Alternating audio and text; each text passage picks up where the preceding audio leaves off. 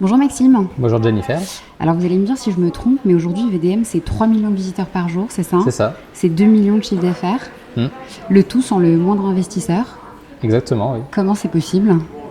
C'est, j'imagine, un contenu original, un site qui est original, une petite part de chance et beaucoup de travail, parce que maintenant ça fait 8 ans que ça existe, donc ça commence à faire. Avec une telle baseline, comment on fait pour modérer tout ça? Déjà, est-ce qu'il y a des limites?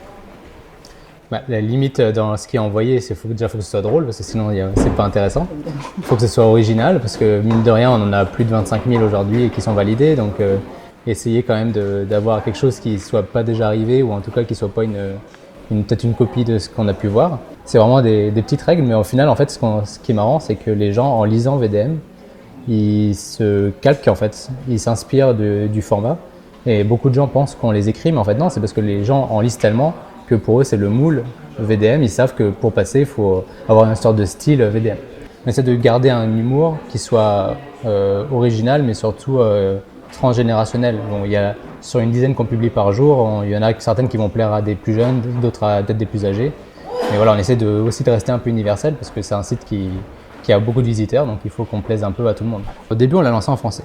L'année d'après on s'est dit on va le faire en anglais, ça tombait sous le sens.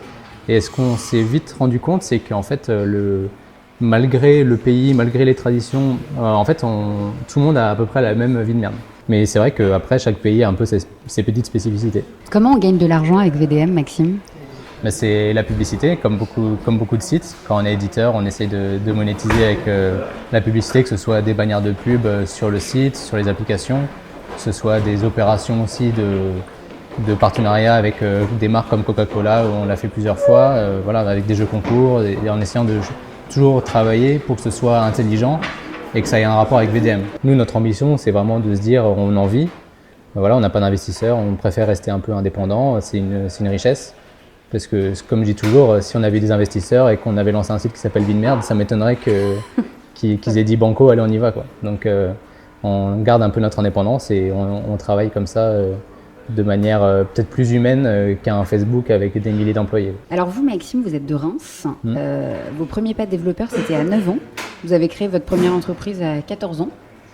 Vous êtes un peu le Mark Zuckerberg français, ou comment ça se passe? Moi, c'est pas une ambition, hein, mais non, moi ça m'a toujours passionné. Donc le développement, le fait en fait, ce qui m'intéressait surtout dans Internet, c'est qu'on pouvait travailler et que ce soit disponible à tout le monde tout de suite. Bon, et vous, Maxime, est-ce que vous avez une vie de merde, finalement?